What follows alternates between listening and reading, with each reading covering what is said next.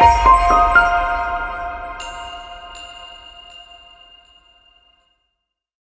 right, the time is 4:30 and I would welcome you to the meeting of the Skagit Public Utility District Commissioners for December 13th and ask that you join me in the Pledge of Allegiance.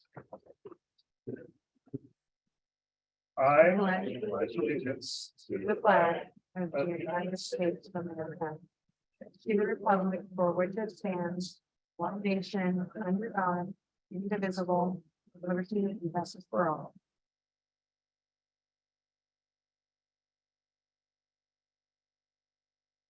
All right, good evening. So we're gonna go right to our attorney, Pete Gilbert, and he's gonna explain first item on our agenda tonight, and as we swear in a new commissioner. Thank you, Commissioner Lindquist. Keen observers of our meeting will notice a slightly different composition today. The election that Ms. Hamburg just won was not only for the full six-year term that is starting in January. It was also for the remainder of the unexpired term vacated by Aaron Burke. He left to go to Fort Townsend, and the remaining commission appointed Jermaine to fill out that unexpired term. The election that was just held was not just, as I said, for the six-year full term, but also for the remainder of this term. So the language in the statute is clear. Ms. Hamburg is the new commissioner now. She will be sworn in today for the balance of this term, and then she'll be sworn in again in January for her full six-year term. So if you have any questions about that after the meeting, I'm happy to take some. In the meantime, welcome to the commission. She'll have to be sworn in. You can do it with a public officer from Skagit County or a notary public, and I understand our clerk of the board is notary public, so she's going to administer the oath for both. Thank you. And then Get it on camera. Andrew and Joe, if you could just get out of the.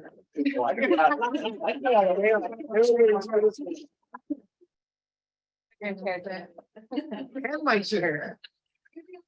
Oh, Get a good photo on it. Here, you. I'd be horrible. Okay, so you're just gonna repeat after me.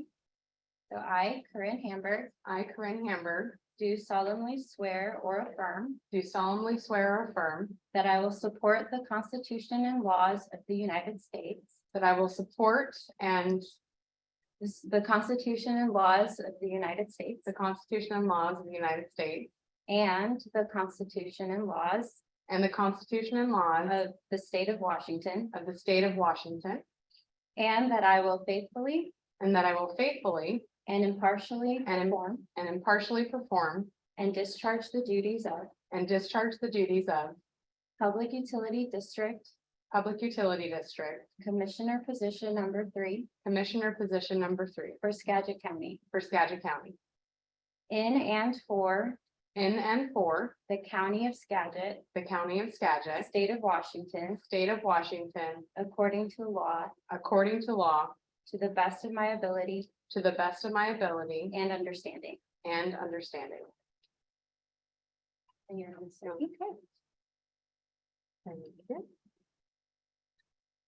I'll remember that for next time. Okay.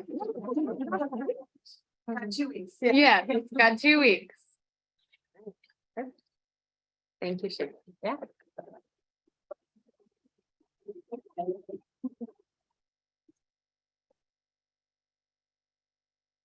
All right, Thank you're now official. Congratulations. Thank you.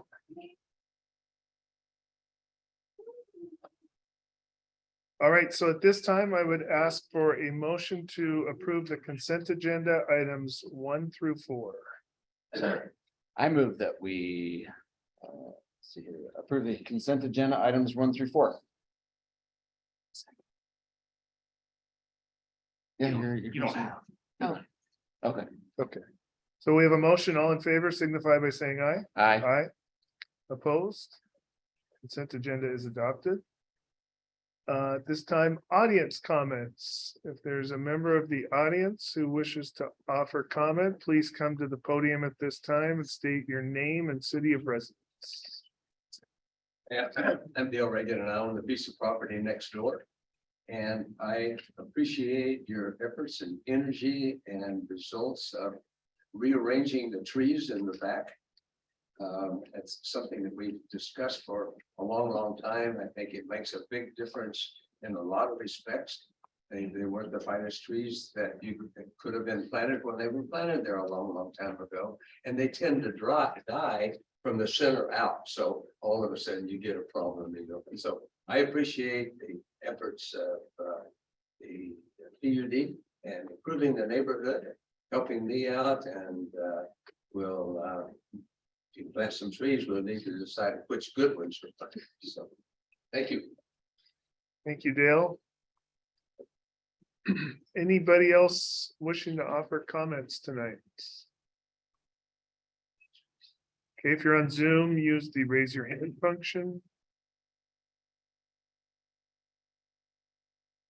Seeing none, we will move on to the manager's report. All right, thank you, commissioners. Good afternoon, everyone. Welcome to our newest commissioner. The manager's report. So I'll give a little summary of kind of what is going on, some interesting tidbits and updates from different departments. Right after our last meeting, we were, Sharon and I, Sharon's in here somewhere. There she is. We were scheduled to go to the annual conference for Wapuda in Spokane. And I think, as you know, we didn't quite make it there, but Commissioners Miller and Cornier were there and accepted Sharon's Good Samaritan Award from Wapuda on her behalf. So thank you for that. And I was really disappointed that Sharon couldn't be there to accept it in person, but we've got something planned for her to embarrass her all over again anyway. So we'll just wait for that. Another thing that didn't quite happen recently was our blood drive on December 7th. It had to be canceled at the last minute by Red Cross. Shannon worked really hard to get that organized, and it was disappointing to get that canceled, but she's also working on another one next year. So for everybody, I think we had public that had signed up as well as employees. So it was going to be really well attended, and I think the next one will probably be even bigger. We did hold our all staff meeting that morning of the blood drive on December 7th. And we had it here in the Ocker room, and it was the first in-person staff meeting in over 2 years. And it was really good. It was well attended, and people really appreciated being able to be all together again. So that went well. As part of our strategic plan discussions, we talked about improving communication, and that came through in the employee survey. So as Commissioner Miller requested earlier, just reporting back on some of the things that we're doing and I'm doing to help along those lines. So in the past couple of weeks, I've had meetings with some smaller work groups within the organization. Shannon helped set those up. And I met with some of the water treatment plant staff on November 29th. And then on December 6th, I met with distribution department and the meter department. So smaller groups. There were breakfast meetings before they started their day. And I thought the meetings went well. There's a lot of discussion, feedback, input.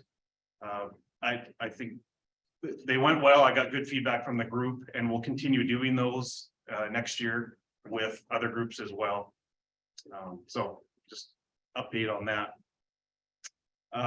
Also in the past few weeks, I've been meeting with some of our local legislators. So I've met with a couple of local senators, Senator Mazzal and Senator Wagner, to talk about our legislative priorities and things that we're going to ask for as part of the next legislative session. You've heard this before, but one of our priorities is funding for moving our water lines because of the culvert replacement lawsuit. So that's going to be a priority for us, as well as water line extensions. I did get feedback that since there is money invested in the Little Mountain Road project for design, that shouldn't just go to waste and be lost. And so I'm planning to put that forward as for some additional funding for construction, and we'll see where it goes. So they're supportive of our requests, which is good. in 2 days, the EDASC board is gonna come here for their board meeting on Thursday morning and use our opera room, and they've asked me to give them a presentation on Skagit PUD to kick off their meeting, so get an opportunity to talk to some more local elected officials and other business people locally, so that'll be good.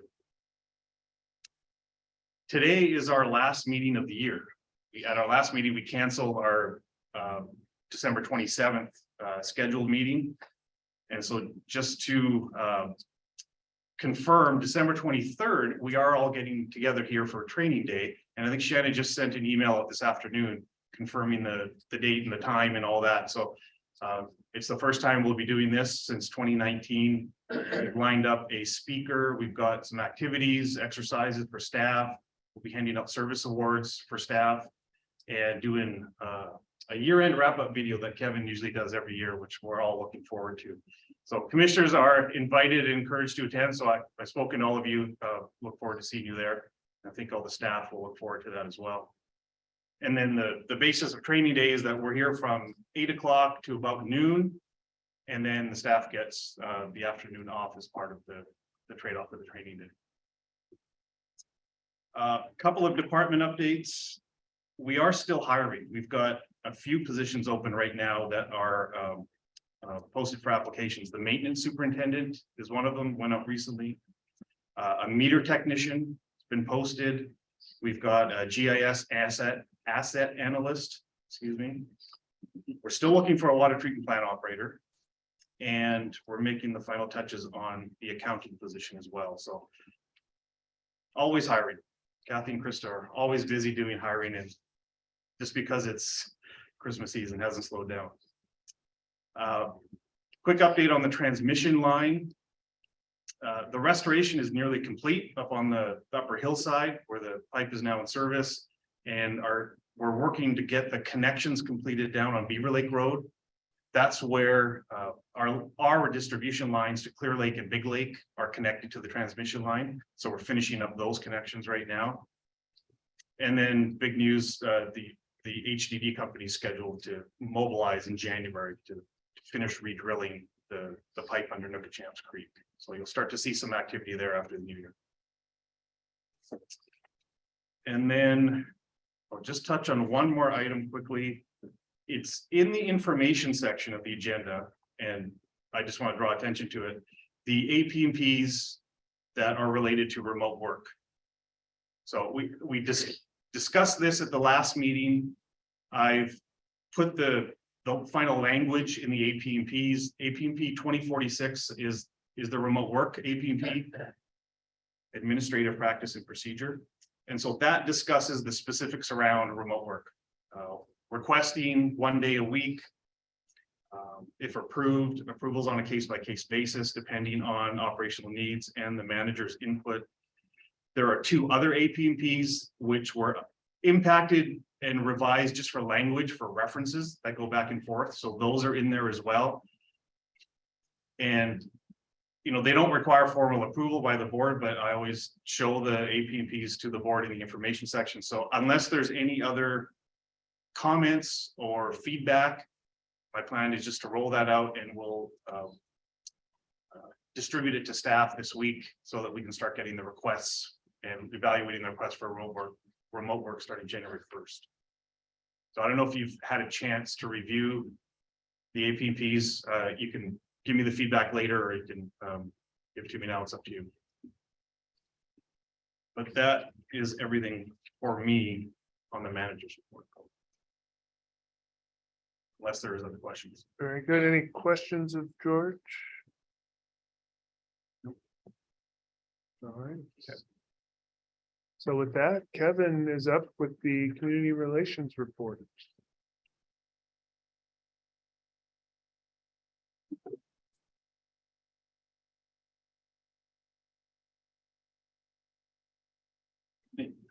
Evening, Commissioners. I wanted to provide you with some information about our community relations. Last time I was here for an update was at the end of August. Well, so start with some of our outreach efforts. George mentioned I've been coordinating with him on reaching out to elected officials, seeking support for projects. And was able to get with some base time with Senator Mazzal and Wagner for the legislative session, but also trying to work with trying to get Senator Loveland on the agenda. Additionally, George mentioned that we're going to be with EDAS this week. I'm also trying to work and coordinate to get with Skagit Island Counter Builders Association, and it's earlier next year. So you can see that kind of keeping George's dance card full.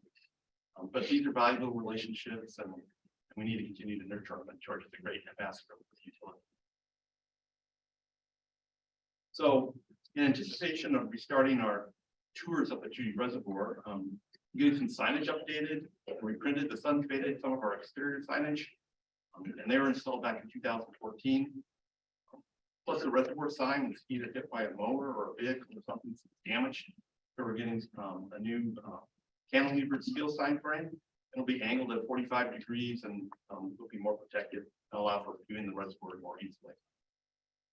We also updated the timeline in the plant's lobby to reflect the purchase of land around the Gilligan Creek intake, new raw water pump station, and phase 2 of the Judy Reservoir and Mount Vernon transmission line project. So that'll be nice to have and be all done. Next, we have earned and print media. We continue to gain positive news coverage and also be recognized nationally on several fronts. For example, the industry sites Water, Environment, and Technology Magazine and Rural Water Magazine were articles about a raw water pump station at Judy Reservoir. Skagit Valley Herald published an update article a couple weeks ago about the horizontal directional drill project restarting after the first year that George mentioned. And we were mentioned also in an article about Skagit Net, helping to bring high-speed internet access to residents up in the East County. And then there was, of course, a story in Waputa, providing facts about customer service provider Sharon Mataya winning the Good Samaritan Award. So all good stuff there. Pipeline newsletter continues to be a content source for other communication channels. We've recently had articles in the November and December issue on being prepared for cold weather this season, 2023 budget and rate increase information in the PD's incentive program for backflow prevention devices. And then on our January, February edition, we'll include information about recent phone spoofing and ways we can protect against scammers, annual article about our PD's governance, and a little article about our new commissioner, rate increase going into effect, reinstating late fees, and donating to the customer assistance program. So we have about 5,500 customers who have elected to receive our electronic version of the pipeline newsletter, and that communication channel continues to grow with each issue. However, we still print and mail about 23,000 copies of the newsletter, and those are included in the bill of sale. Social media, we continue to expand our use of social media platforms that educate, inform, and engage our customers. Facebook continues to be our most active platform. Women represent about 60% of our audience. Our pipeline newsletter automatically gets posted to Facebook, Instagram, and Twitter social media channels. We ran an article recently in the pipeline and then the Facebook post about being prepared in a crisis and knowing where your master shutoff valve is located in your home. October was National Kitchen and Bath Month, so we promoted our WaterSense low flow shower kits. And then our e-newsletter post on how to prevent frozen pipes received over 23,000 post impressions, numerous comments online. So we're engaged there. We've been putting the commission meetings on our YouTube channel and on Nextdoor, and we've experienced an increase in viewership there. We've had as many as 100 viewers checking out some of our meetings compared to a handful in the past. So we've seen an uptick there. We had over 6,200 impressions on Nextdoor for the frozen pipes post, and we used Nextdoor to recruit donors for the Red Cross drive that apparently didn't happen last week, but we'll use it again for January. So we'll slowly and surely continue to grow our online reach with customers. Then, as you know, we kicked off our new website development with the Granicus team back in July, plus the agenda management and delivery platforms. Right now, we're finalizing the site's layout design. Before the design stage, we reviewed our website to determine where visitors were going to on the site. So we did two quantitative studies that were performed.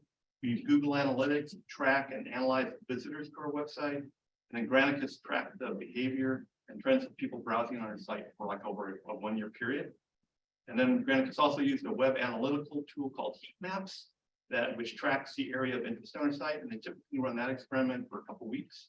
And then the data is collected in area of interest are extracted as hotspots. So Granicus then took that data, created a website wireframe, also known as a site blueprint, which is a visual guide representing the site's bare bones. And then we use those wireframes to help nail down the layout, functionality, and the content hierarchy. We did a lot of work in advance to go into this design. Take a little bit closer look at the mock-up for the homepage. We've broken the main navigation down into 4 categories: customers, developers, about us, and I want to. And then we'll have some large representative photos with rotating content below the navigation.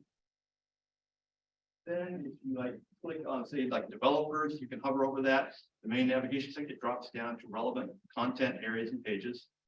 And then click, and you'll go to the content page that you're looking for. And visitors can subscribe and be notified when changes or additions are made to a page, such as a new agenda for a commission meeting, so they can know that something's coming up and allow visitors to follow their interests. Then further down on the homepage, there's large icons that take visitors straight to information they see, like pay your bill, forms, facts, etc. There also is the event calendar news sections. Have a calendar there that'll allow for monthly activities. You can see the whole month display. And further down on the home page, at the very bottom, there's a quick look section with statistical information about the PUD with an opportunity to learn more. So we're looking to go live probably the first part of April. The peak agenda management, Shannon's kind of running the point on that, and we're hoping to begin that the second meeting in January. She's doing some training, and we'll be doing some training with other managers. We'll also share that with you. Finally, Reservoir to Mount Vernon transmission project. Beside the scope of this project, we knew that we had to be proactive in our communication with property owners along the route. That would be critical. So right now, as George was mentioning, most of the restoration work is finished with properties owners off Old Deep Creek Road. The fence and gate work is being wrapped up, and then some final grading and gravel work is going on Merrifield Road. So crews are doing a nice work. Customers, property owners are happy for the most part. And there are some challenging ones to work with there, but otherwise it's been pretty quiet lately. So I think a lot of folks up there are happy that we got the roads in. Before it started raining, and they weren't trying to do mud, so we're almost done on that. So that community relations update. Advice. Are there any questions? Any questions of Kevin? Nope. Got off easy. Did I?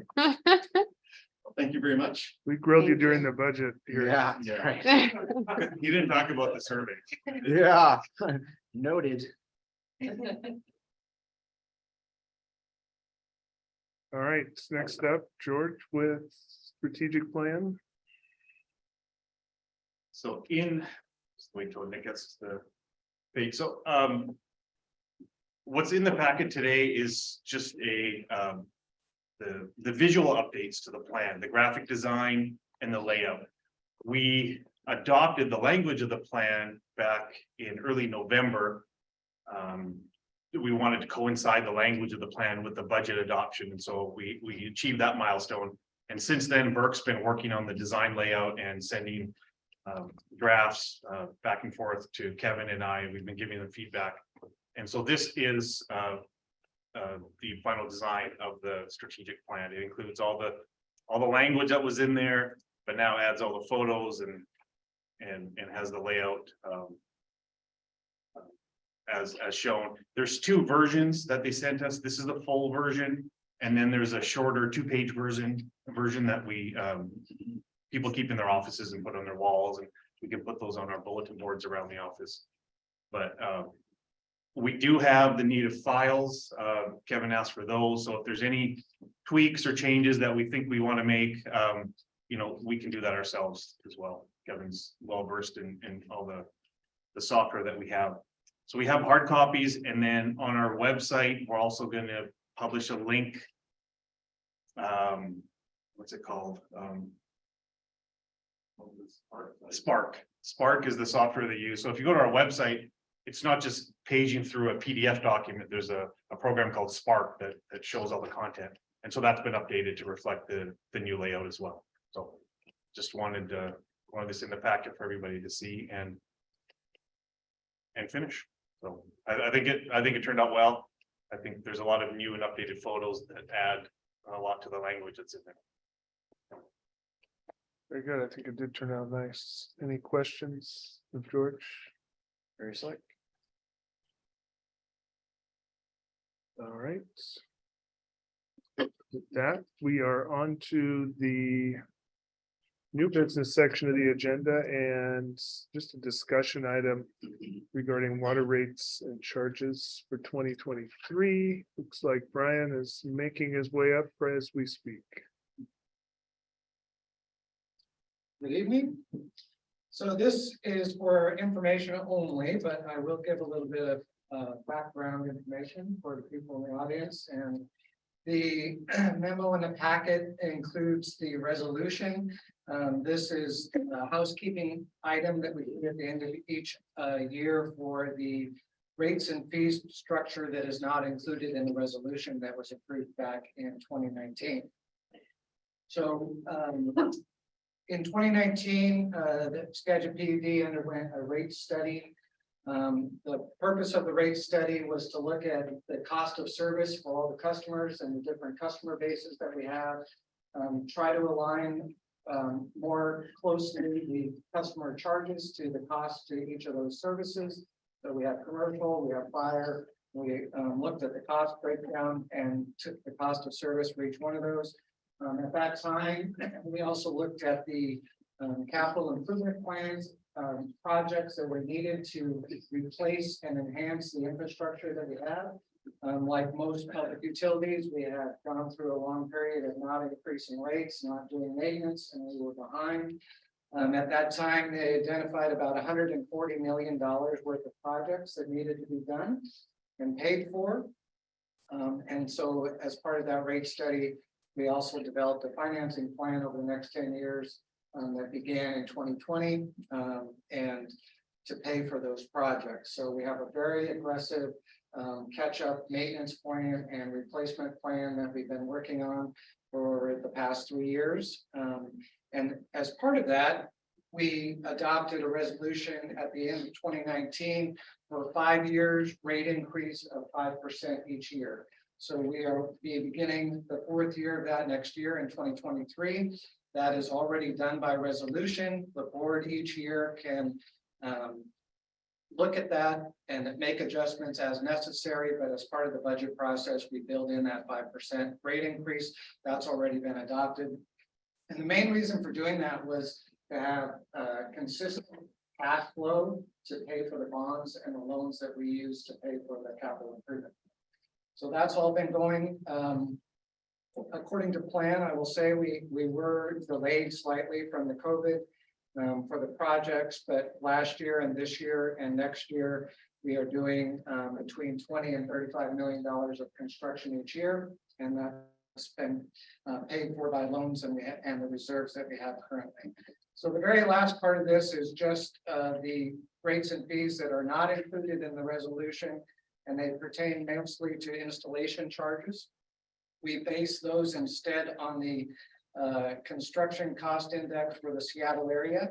And we look at the year-over-year increase from November of this year to November of last year. And this year, like all construction and inflation numbers, it went up significantly, 11.8%. So the table 8 included in the packet and the other charges that were impacted by that are outlined there. It's also posted on the website. And then the last two charts, table 9 and 10, are administrative costs to start a new account or the deposits. We didn't make any changes to those. So only table 8 is being impacted by the cost of construction. So that's a little explanation for everybody. If you have any questions, I'll be happy to answer those, but otherwise there's no action necessary. All right, Thank you. very good. Thank you, Brian. All right, next item is resolution 2298-22. This is 2023 salary ranges for non-union staff and supervising employees. And this is an action item, and Kathy is going to present. Good evening. Hey. So, I wanted to just give a brief summary of what led us to this point. I know Joe and Andrew, you guys have heard this numerous times, but our new commissioner has not. So just kind of an overall summary. In 2017, I don't know if this is on. Does anybody hear me okay? Okay. We utilized a consultant to help us come up with a better compensation system for our non-represented employees. Prior salary ranges were arbitrary. They weren't linked to any market indicators. So we went to a market-based system, which takes into account pay information from comparison agencies that includes other municipal agencies, excuse me, in our area, other PUDs and water districts with similar size, scope, and number of employees, and also salary surveys, including Waputa and Delavan. And also FYI, we went to a market-based pay system for our represented employees about the same time as well. And that actually has made our bargaining process a lot easier. In 2018, the information was used to implement a new compensation system, which recognized each unique position at the PUD. It utilized market data, so people were paid commensurate with the market, thereby ensuring that we would be competitive moving forward. And it also recognized that a part of our new strategic plan was to attract and retain good people, so that helped. It also incorporated a merit-based component for all of our non-represented employees. The intent was to go out to the market every few years to ensure that we were staying competitive, and then 2020 happened. And so that made us rethink doing a comp study for the past couple of years. There was a lot of market instability and changes. And so when we finally did the comp study this year, which we have taken the last 6 months to do, it was 5 years from the last time. So there were quite a few changes. So several steps were involved in this process. We updated all of our job descriptions, which was a big job. We gathered all pay comp information from the same sources that we used the last time. So we used the same methodology that we used in 2017. We established position matches. We entered all pay data and established new salary ranges. And then we reviewed all of the information to determine adjustments and internal equity. And we involved the leadership team to get their feedback. So there were some substantial changes and some not so much. It really ran the gamut. There was really no consistent figure for all employees. It really was all over the place. So we included all that information in our 2023 budget process, and then we communicated all the information and changes to employees. I've said this before, but it bears repeating. Without the help of Shannon and Krista, it probably would not have been possible this year. So thank goodness I had such quality help, is all I can say. So all of this leads me to the resolution for the salary ranges for 2023. So every year we do a resolution with the salary ranges. The process to calculate the COLA reflects what was approved by the board.